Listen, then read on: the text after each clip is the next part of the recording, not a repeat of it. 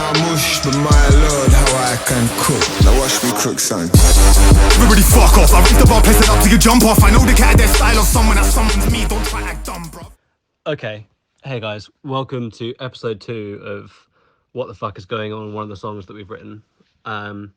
This episode's called What Key is Fuck Off in G minor in, which is not a question we thought we had to ask because of the title, but Ashley Slater has got me panicked again, so I've fallen down the rabbit hole, and here we go. So, Fuck Off in G minor, main melody.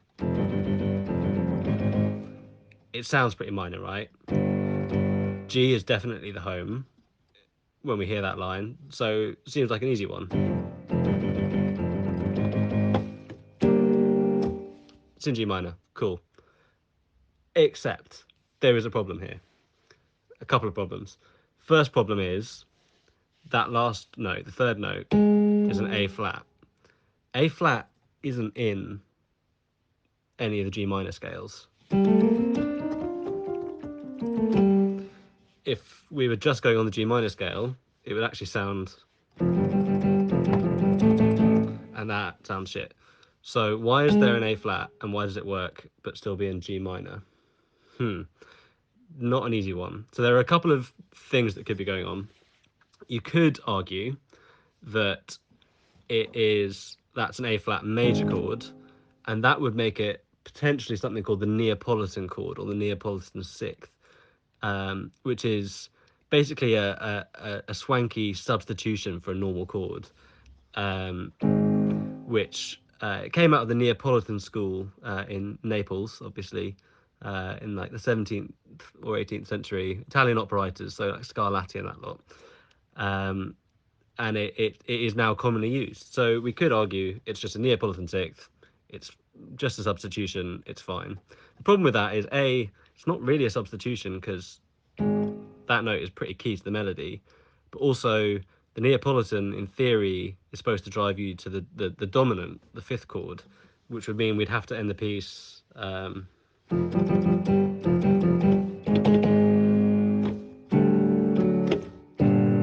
which we don't do. We don't use the dominant at all.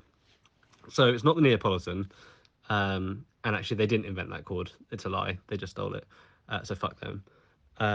Why else would there be an A flat in there? Well, next option, if we're trying to argue G minor, is the Phrygian scale, which we covered in episode 1, so I won't re-explain it. But the Phrygian means instead of sounding like it goes, it has the flat second in it. So it could be that we're in G Phrygian, which is one of the ones that we've argued, or at least using the Phrygian scale and arguing it's G minor. That would work, except when we added in the harmonies, which we only do in a couple of places in the song, but when we harmonized it, if we were using Phrygian mode, it would sound like this, which doesn't sound right, and is not what we wrote, right? What we wrote when the harmonies come in is... and that second chord, which is the different one, that's G major. So you could argue that it's actually fuck off in G major.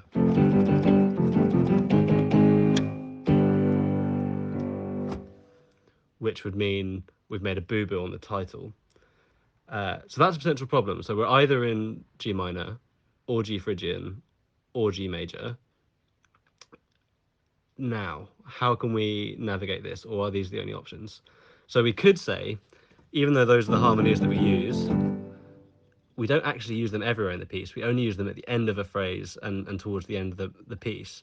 So it could be that we could argue that we are in G minor, but that's actually a musical device called a Picardy, a tierce de Picardy, which was related to church music in the Renaissance, where a piece that's minor ultimately resolves into a major chord. Think of the end of God Rest Ye Merry Gentlemen. So it could be that we argue that, but that's a bit of a workaround, and honestly, the only reason, or some people say, Picardy is apparently a bit of an insulting word, and essentially it was because people would say that church writers weren't brave enough to write a minor piece and end it in the minor because it was religious music and everything has to end happily. So it's sort of an element of cowardice, which is not in the spirit of Fuck Off in G minor. It's not a song about being a coward.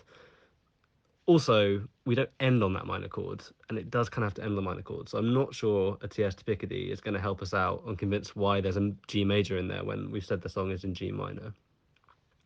So what else could it be? Well, there is another theory, and this is the really rogue one, which is to get that A flat in there, that flattened second, we could argue that it's a chromatic substitution.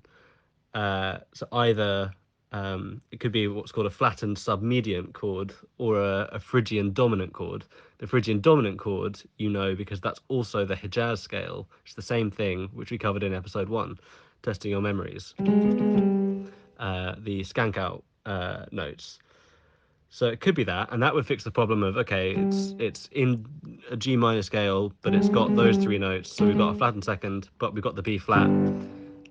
So we could argue that, except if it's a flattened submedian or a Phrygian dominant, that means that we're in the dominant region, and actually the tonic, therefore the home key of the piece, would be, get this one.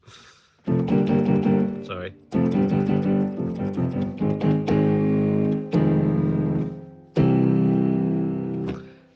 It's in C major.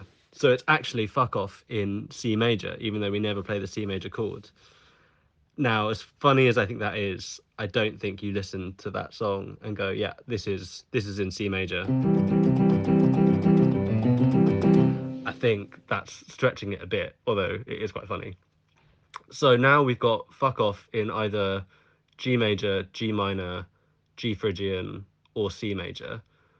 Those are our options on the table. So at this stage, I was getting a bit stressed. It was like, okay, what the fuck is going on here? How can it be this unclear when there's so few notes in this song? What key it's in? Well, I say there are so few notes. If you play every note in the chords, just in that, just in the period of a fifth, these are all of the notes that we use. Sorry.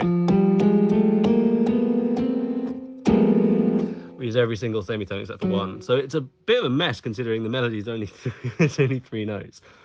So I decided to go back and look at, are there any famous pieces of music that I can think of that have a similar problem or what's going on? And I had an absolute fucking brainwave, and I found one that is, I would say, one of the greatest pieces of classical music that ever existed. Certainly one of the most beautiful pieces. And homework, go away and listen to it. But it's called Fantasia on a Theme by Thomas Tallis, and it's by Vaughan Williams. I'll come back to why Thomas Tallis is in there. And just play you a little clip here and see if you recognize the chords.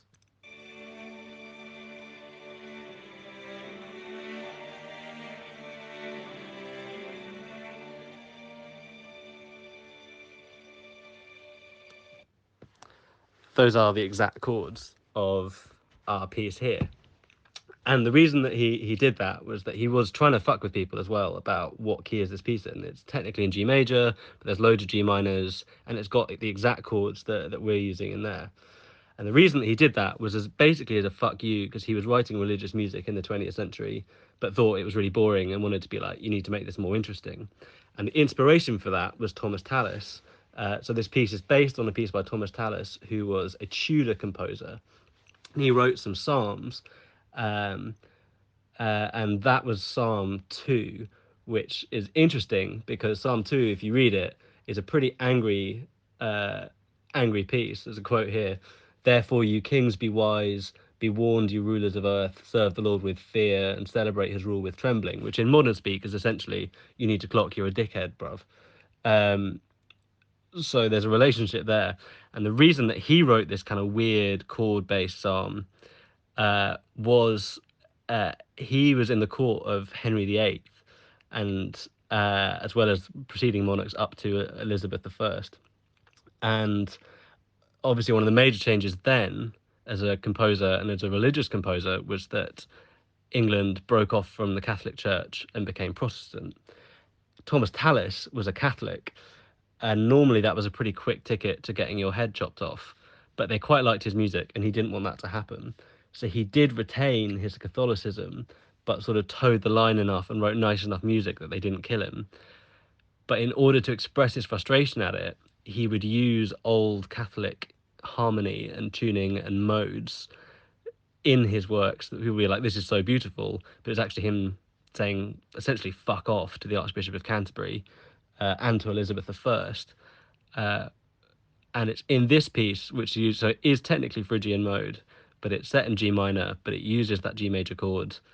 And this, I think, is where I am landing on, okay, we're definitely fuck off in G, but actually part of the fuck off is we're not going to give you that clear element of what key we're in, just as Thomas Tallis did to say fuck off to the Archbishop of Canterbury, just as Vaughan Williams did to say fuck off to modern church music.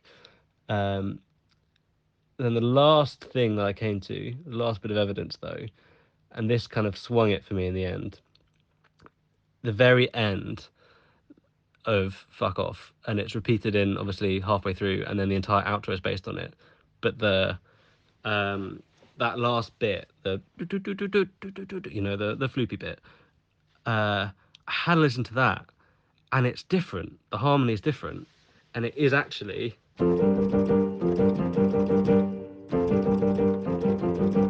if you try and sing G major in it, it doesn't work. So actually the end of that song and the entirety of the reprise is really firmly in G minor. So yeah, we got a bit modal in there, but I think adding this all together, whether it's um, fuck off arguably in G major, or is it in C major, or is it Phrygian, I think, yeah, we dart around, but much like Thomas Tallis or Vaughan Williams, I think we're just saying fuck off, and we're saying it's in G minor.